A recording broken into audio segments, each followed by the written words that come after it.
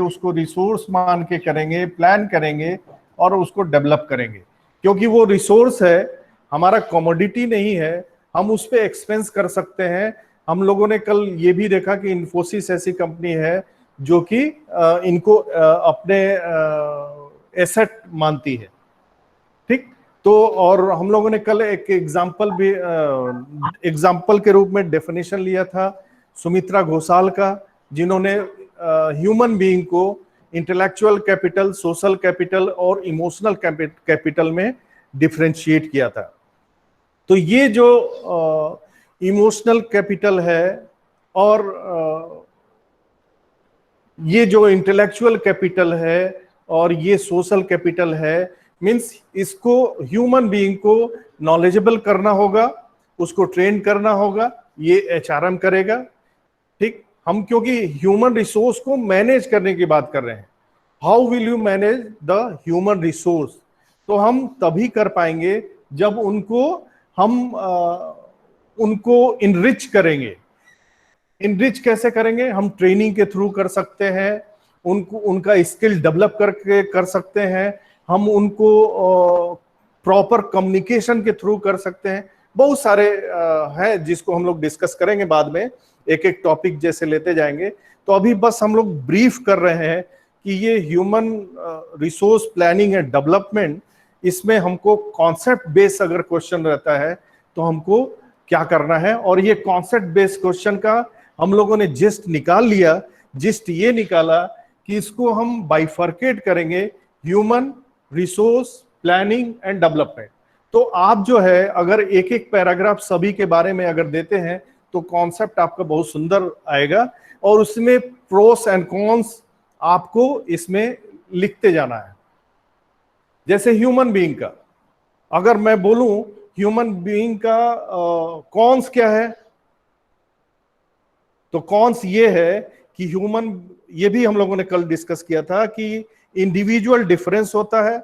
सारे एम्प्लॉई अलग अलग जो है वो अपने एटीट्यूड, अपने बिहेवियर, अपने पर्सनालिटी, मींस साइकोलॉजिकल एस्पेक्ट के साथ आते हैं, और वो एक ऑर्गेनाइजेशन में क्लब होते हैं, ऑर्गेनाइजेशन जो है, और उनके थ्रू हम काम करते हैं। तो अब जो ये एक, इसको कॉन्स ही कहेंगे, क्योंकि एक मैनेजर के लिए टफ होगा। अगर आप इन फ्यूचर जब मैनेजर होंगे, एचआर मैनेजर, तो आपके लिए टफ होगा सबको एक तरह से रखना। तो इसमें बहुत सारे टूल्स भी ह्यूमन रिसोर्स ने डेवलप करना शुरू कर दिया है। आप अगर देखेंगे तो जैसे मान लीजिए बीएसपी का अगर एक छोटा सा एग्जांपल लें, तो बीएसपी अपने एम्प्लॉय को जो फ्रिंज बेनिफिट देती है, जो फैसिलिटीज देती है, जो बेनिफिट देती है, जो सैलरी के अलावा, वो सारे एम्प्लॉय से अलग अलग उनसे फॉर्म लेती है, फॉर्म फिल कराती है कि आप ये 10 पैरामीटर है, और ये 10 पैरामीटर में से आपको कौन सा 5 लेना है। ये इसीलिए कि इंडिविजुअल डिफरेंस है। इंडिविजुअल डिफरेंस को अगर हम देखें, तो हम अगर ये सारे पैरामीटर पे ध्यान दें तो सारे इंडिविजुअल को हम एक चीज दे के हम नहीं मोटिवेट कर सकते। अब इसलिए कि मान लीजिए अगर उनके फ्रिंज बेनिफिट में न्यूज़पेपर है, उनके फ्रिंज बेनिफिट में जो बेनिफिट ऑर्गेनाइजेशन देना चाहता है वो टेलीफोन की फैसिलिटी है। हमारे घर में टेलीफोन है, पेपर नहीं लेता, तो मैं पेपर लूंगा उसी वैल्यू का। तो ये पेपर, मैगजीन, ये सारी चीजें, तो हम उस हिसाब से हम ऑर्गेनाइजेशंस जो है इंडिविजुअल डिफरेंस के कारण सबको अलग अलग तरीके से वो डील करती है। तो एक ये हम प्रोस कॉन्स में आए। इसी तरह सारी चीजों को हम लोगों ने देखा कि प्लानिंग क्या है। तो प्लानिंग जो है ये रिक्वायर्ड एक्वायर्ड का ब्रीजिंग करना है, डिमांड और सप्लाई को स्मूथ करना है। मींस आप जो है इस प्लानिंग में फोरकास्टिंग करते हैं, आप प्लानिंग में एंटिसिपेटिंग करते हैं, अनुमान लगाते हैं कि इतने लोग चाहिए इन फ्यूचर। तो फोरकास्टिंग, फोरकास्टिंग पहला, दूसरा एंटीसिपेटिंग, third third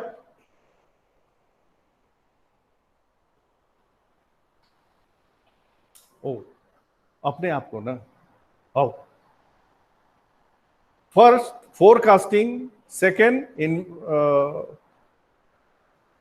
forecasting, anticipating, inventorying, और बहुत सारे एचआर के प्रैक्टिसेज हैं उनको करना। तो ये सारी चीजें हम प्लानिंग में करते हैं। और हम डेवलप इसलिए कर रहे हैं क्योंकि हमारा बंदा जो है, हमारा एम्प्लॉय जो है, हमारा अपना है, वो हमारा रिसोर्स है, हमारा स्रोत है प्रोडक्टिविटी को लेने के लिए, प्रोडक्टिविटी को अचीव करने के लिए, गोल को अचीव करने के लिए। तो हमको उसको डेवलप भी करना पड़ेगा। ठीक, इसी को कल जो हम लोगों ने एक डेफिनेशन लिया था घोषाल का, वो इसी पे बेस करके है। अगर हम देखें सर पीपीटी इसमें,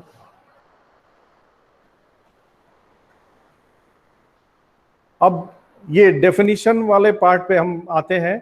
अगर आप एक घोषाल का पॉइंट रखिएगा, इसको एलाबरेट करना है एचआरपीडी को, और कुछ जैसे ये human resource management is the process, ठीक, और वो प्रोसेस हमको, जैसे अगर हम देखें तो ये गोल है, ये गोल को अचीव करना है through efficient people, competent people. अब ये कॉम्पिटेंट पीपल आपको बनाना है अपने ऑर्गेनाइजेशन में कि ये जो है हम इफेक्टिवली, इफिशिएंटली अपने गोल को, ऑर्गेनाइजेशन के गोल को अचीव कर पाए। हमको एम्प्लॉय और ऑर्गेनाइजेशन को गोल को एक साथ लेके चलना होगा। यही कॉन्सेप्ट एमबीओ का है, मैनेजमेंट बाय ऑब्जेक्टिव का। तो ये चीजें जो है हमको ऑर्गेनाइजेशन में ध्यान देनी होगी। ठीक, अब जैसे एडवर्ड फ्लिपो का मेन, मेरा जैसे रहता है कि एक डेफिनेशन को आपको लेके चलना होगा, उसको बेस बनाना होगा। तो हम जो है बेस बनाएंगे एडवर्ड फ्लिपो के ये डेफिनेशन को। ठीक, अब इसको एक बार देखते हैं।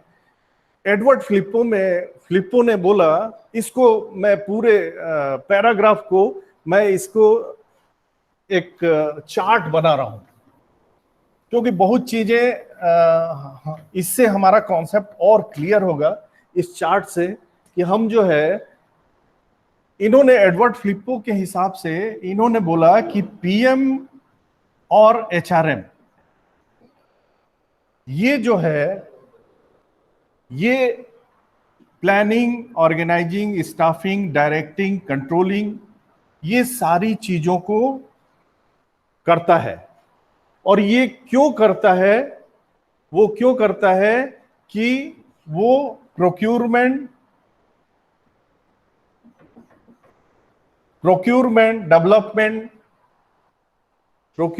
Development, compensation, integration, maintenance and separation, इसके लिए। और ये इसलिए करता है कि गोल अचीव हो। अब ये गोल किसका?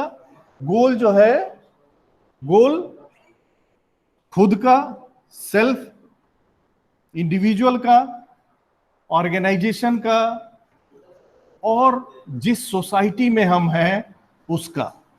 ठीक, अब इस चार्ट को देखिए।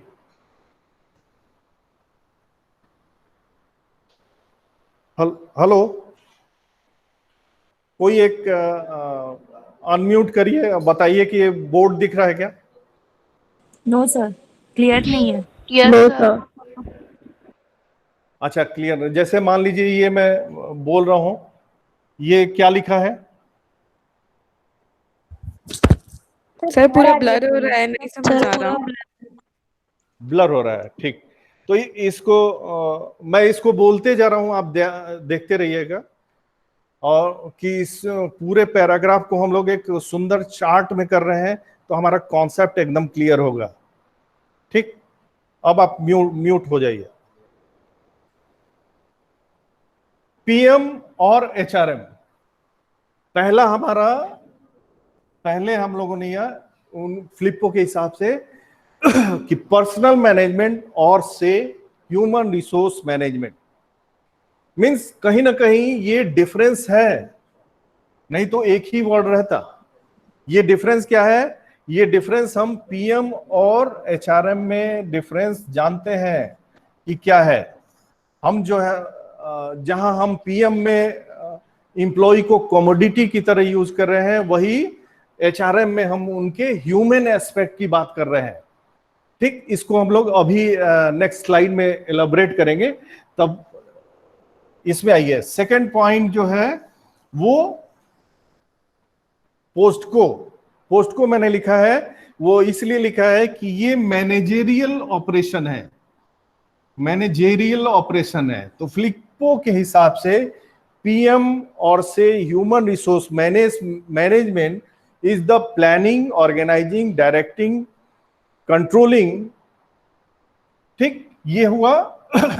फिर उन्होंने बोला, फ्लिपो ने, कि ये जो मैनेजेरियल ऑपरेशन है ये हम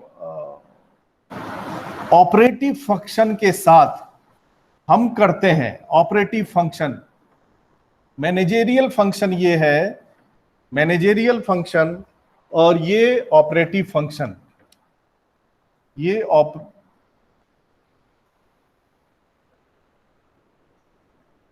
ऑपरेटिव फंक्शन जो है ये आपका है PD, procurement, development, compensation, integration, maintenance and separation of human resources. ये हम पहले तो हम किए मैनेजेरियल फंक्शन, फिर हम करते हैं ऑपरेटिव फंक्शन। और ये हम क्यों करते हैं? ये हम इसीलिए करते हैं एचआरएम में, एचआर को मैनेज करने के लिए जो हम करते हैं, तो इसीलिए करते हैं कि ये गोल हम अचीव कर पाए। हम गोल को, जैसे अब ये गोल जो है हमारा एक इंडिविजुअल का, हमारा ग्रोथ चाहिए हमको। एक इंडिविजुअल ऑर्गेनाइजेशन में हम जब जुड़ते हैं तो बहुत सारी चीजों को सोच के जुड़ते हैं। अब वो क्या सोचते हैं? हमको पहले तो पैसा चाहिए, भूखे भजन न होई गोपाला, ये पैसा जो है ये मस्ट है। और दूसरा हमारा ग्रोथ भी होना चाहिए। हम चाहे वो नॉलेज, स्किल, एबिलिटी, ये सारी चीजों का ये ग्रोथ होना चाहिए। इसको अगर एक वर्ड में हम देखें तो KSA, अगर इंप्लॉय को, नॉट ऑडिबल है, hello, yes sir, Audible Audible है। ठीक, थैंक यू।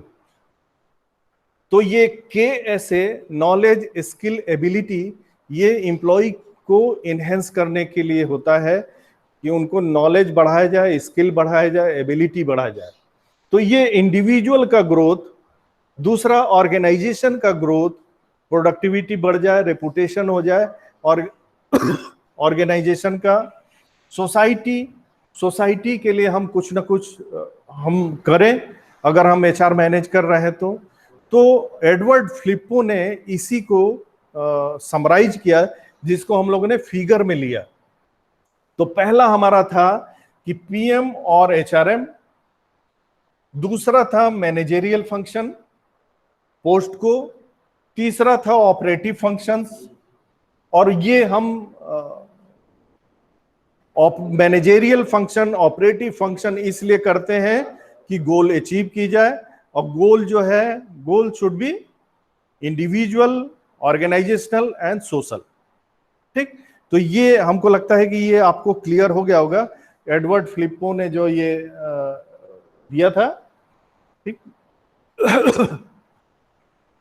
नेक्स्ट, अगर हम एचआरएम के फिलॉसफी पे आए, पीपीटी दिखाई दे रहा है क्या? Yes, sir. Yes, sir. अच्छा दिख रहा है, Yes, ठीक। sir. Yes. Philosophy of HRM, basically अगर देखा जाए तो एचआरएम का फिलॉसफी ये है कि हम म्यूचुअलिटी की बात करते हैं।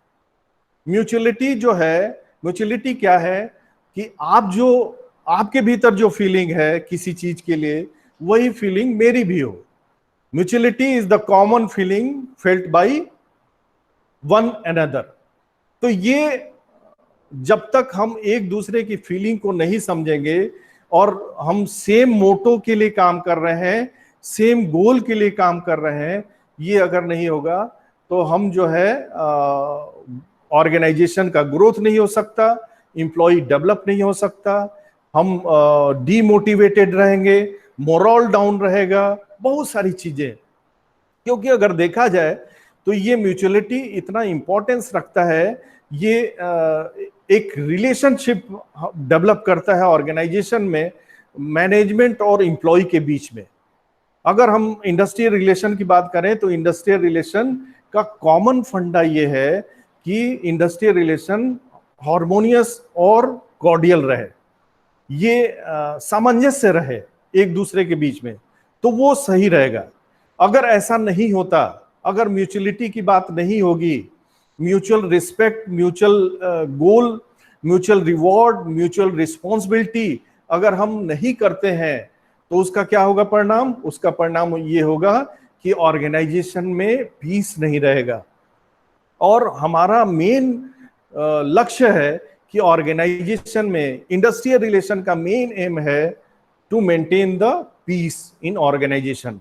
अगर वो पीस नहीं रहता है तो वो कहीं ना कहीं प्रॉब्लम क्रिएट करेगा, और वो आप ऑर्गेनाइजेशन की प्रॉस्पेरिटी से, ऑर्गेनाइजेशन के ग्रोथ से, ऑर्गेनाइजेशन की प्रोडक्टिविटी, सबको ये नुकसान पहुंचाएगा।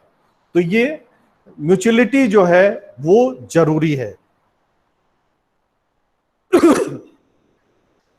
हम लोग इस बहुत सारी चीजों को जानते हैं। हम ये जानते हैं कि एचआरएम तक हम अभी कहाँ कैसे पहुंचे, ह्यूमन रिसोर्स मैनेजमेंट तक कैसे पहुंचे। जहां पहले वेलफेयर मैनेजमेंट की बात थी, उसके बाद मींस बस वेलफेयर देने की बात हुई, उसके बाद बात हुआ कि ये पर्सनल मैनेजमेंट रहे,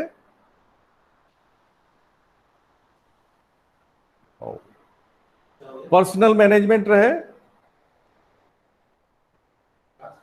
नहीं चार्ज तो होना चाहिए, ये तो होगा।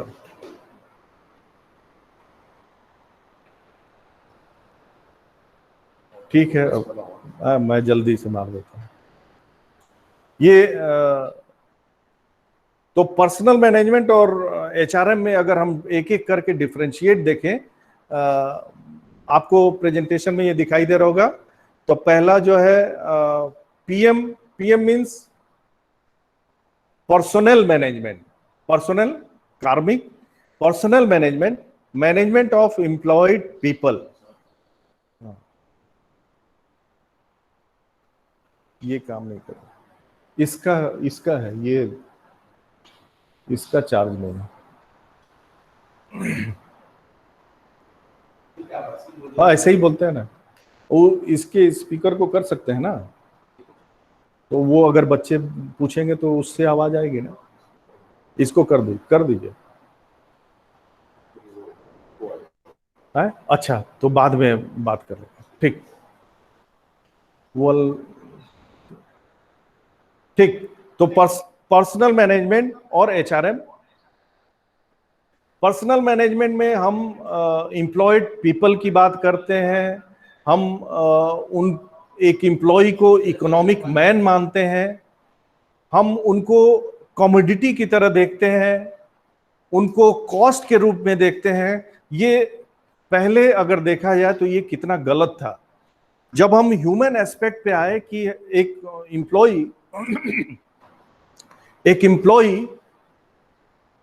एम्प्लॉय जो है वो उसको उसके ह्यूमन एस्पेक्ट को देखना चाहिए, क्योंकि वो उसको हम रिसोर्स मान लिए, हम स्रोत मान लिए, तो उसको डेवलप करना, उसके लिए सोचना, उसकी फैमिली की बात करना, उसके ग्रीवेंस को हैंडल करना, उसके प्रॉब्लम्स को इरेडिकेट करना, बहुत सारी चीजें उसके साथ जुड़ गई।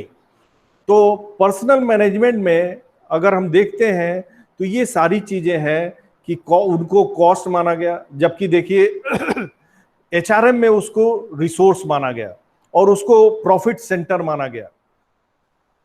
पर्सनल मैनेजमेंट में हम उस एम्प्लॉय को सामान की तरह यूज करते थे, बस हमारा कोई रिलेशन नहीं, 8 आवर्स 10 आवर्स की ड्यूटी खत्म, आपसे हमारा कोई मतलब नहीं, नेक्स्ट डे आप फिर आएंगे, फिर काम करेंगे, उसके लिए आपको वेज या सैलरी आपको दी जाएगी। लेकिन अब एचआरएम के आने के बाद ये 24/7 का कॉन्सेप्ट हुआ कि एम्प्लॉय ही नहीं, एम्प्लॉय के फैमिली, उनके लिए भी हम बात करते हैं, उनको भी मेडिकल फैसिलिटी दिया जाए, उनके बच्चों को जो है एजुकेशन दिया जाए, उनके लिए सब्सिडाइज्ड हाउसिंग की फैसिलिटी दी जाए। ये बहुत सारे चीजें चेंज हो गई, क्योंकि हमको पता है कि जब तक एम्प्लॉय, अगर उसको हम पहले ही देखें कि हमको एम्प्लॉय से 100% यूटिलाइज करना है। 100% यूटिलाइज तभी कर पाएंगे जब वो एक कमोडिटी की तरह हम उसको यूज नहीं करेंगे, तभी हम उसको केयर करना पड़ेगा, उसको पेरेंट और चाइल्ड का जो रिलेशन है उस तरह का ट्रीटमेंट उसको देना पड़ेगा, तभी वो कॉम्पिटेंट भी हो पाएगा, वो ऑर्गेनाइजेशन के लिए सोचने लगेगा। बहुत सारे एचआर में टूल्स भी इसके लिए आ गए कि हम कैसे ऑर्गेनाइजेशन में एम्प्लॉय को मोटिवेट करें। बहुत सारे, जैसे एम्पावरमेंट हुआ, ये सब न्यू एचआर के इन्वायरमेंट है कि एम्पावरमेंट करना, उनको बैलेंस स्कोर कार्ड की बात हुई, उनको एम्प्लॉय को मोटिवेट करने की बात हुई, एम्प्लॉय के ट्रेनिंग को हम कॉस्ट नहीं मानते, यूटिलाइजेशन मानते हैं, उनको स्किल इन्हेंस करने की बात मानते हैं। तो पर्सनल मैनेजमेंट में जैसे रिएक्टिव रहना, प्रॉब्लम कोई आए तो आप रिएक्शन शो कर रहे हैं, जबकि इसके लिए प्रोएक्टिव अप्रोच आपको रखना पड़ेगा कि ये प्रॉब्लम वो आए ही नहीं, अगर वो आता भी है तो हम पहले, आप देखिए आज इसी पे डिजास्टर मैनेजमेंट जो है पहले आप बहुत सुनते थे कि उड़ीसा हुआ, बहुत सारे ऐसे जगह जहां नेचुरल कैलेमिटी होती थी, बहुत सारे डेथ हुआ करते थे। लेकिन अब जो है प्रोएक्टिव अप्रोच हो गया डिजास्टर मैनेजमेंट का, कि वो जो है पहले से प्रिपेयर करके रखते हैं, मैं चाहे वो कोऑर्डिनेशन मेट्रोलॉजिकल डिपार्टमेंट से रखते हैं, और उसको जो है उस प्रॉब्लम को कोप अप कर लेते हैं। तो हमको प्रोएक्टिव अप्रोच रखना पड़ेगा। पर एचआरएम में ट्रस्ट हाई क्योंकि आप जो है एचआरएम में ओपननेस का कॉन्सेप्ट रखते हैं, कन्फ्रंटेशन का कॉन्सेप्ट रखते हैं, ट्रस्ट का रखते हैं, प्रोएक्टिव अप्रोच रख रहे हैं, आप एथेंटिसिटी, अथॉरिटी अपने एम्प्लॉय को दे रहे हैं, उन कम्युनिकेशन आप प्रॉपर कर रहे हैं, एक्सपेरिमेंटेशन कर रहे हैं। तो ये सारी चीजें जो हैं आपको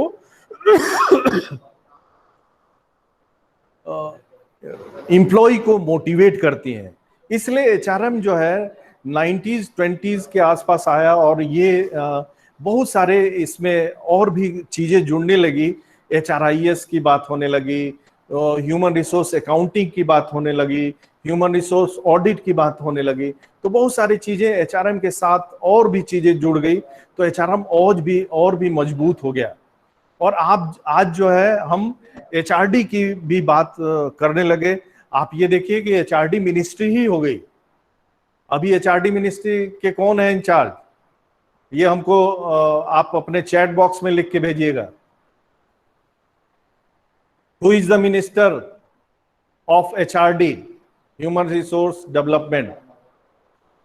ठीक ने, हम पीएम और एचआरएम में एक और भी चीज था कि हम एम्प्लॉय को इवेलुएट करते थे, means what is the worth of the employee, इस बेसिस पे उनका इवेलुएशन करते थे। जबकि एचआरएम में जो है हम उनके परफॉर्मेंस को देख के उस हिसाब से हम उनको कंपनसेशन देना, उनका प्रमोशन करना, ये सारी चीजें हम करते हैं। ठीक। लीडरशिप जो है पर्सनल मैनेजमेंट ट्रांजैक्शनल है, simple official give and take वाला रिश्ता। आप जितना किए उतना हम आपको दे रहे हैं। जबकि अगर देखा जाए एचआरएम में तो ट्रांसफॉर्मेशनल है, आप बहुत सारे फॉलोअर बनाते हैं, आप अपने से जोड़ के लोगों को रखते हैं जो बाई हार्ट आपसे ऑर्गेनाइजेशन से जुड़ते हैं। ठीक।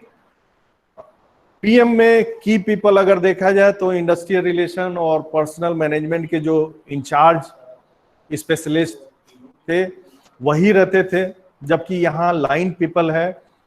लाइन पीपल आपका सुपरवाइजर या मैनेजर, लाइन पीपल को क्यों यहाँ वेटेज दिया गया? वेटेज इसलिए दिया गया कि लाइन पीपल जो है वर्कर से डायरेक्ट टच में है, वो उनके सारे प्रॉब्लम्स को जानता है कि उनको किस तरह मोटिवेट किया जा सकता है, किस तरह उनको। थैंक यू निशा, सही आंसर। Mannu thank you. ठीक, तो नेक्स्ट हम लोग आते हैं objective of HRM. Objective of HRM. अब हम लोग एचआरएम पे बहुत सारी चीजों को डिस्कस किए, डेवलपमेंट पे बहुत सारी चीजों को डिस्कस किए, प्लानिंग की बात किए। तो अगर हम ऑब्जेक्टिव पे आते हैं कि ऑब्जेक्टिव जो है, मेन ऑब्जेक्टिव इसका क्या होना चाहिए, तो मेन ऑब्जेक्टिव जो है राइट पीपल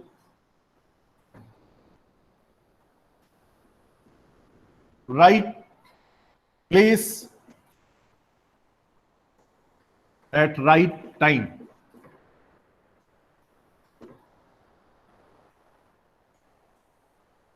मेन ये फॉर्मूला आपका है, right people for right job, ensure the availability of right people for right job. ये देखने में आसान लगता है, लेकिन इसको आप जब एचआर मैनेजर होंगे, इसको करने जब जाएंगे तो आसान नहीं है, क्योंकि राइट पीपल वही होगा जब वो प्रॉपर। हाँ 5-7 मिनट है। अच्छा आज के लिए बस इतना रहने दे क्या? चैट बॉक्स में लिखिए। ऑब्जेक्टिव नेक्स्ट क्लास से शुरू करेंगे। ओके, तो आज पैकअप करते हैं। Thank you. Thank you sir. Thank you sir.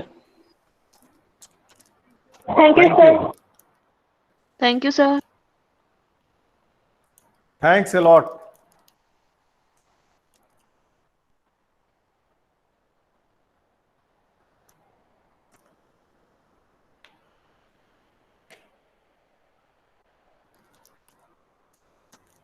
Thanks Neha. हाँ खत्म हो गया। हाँ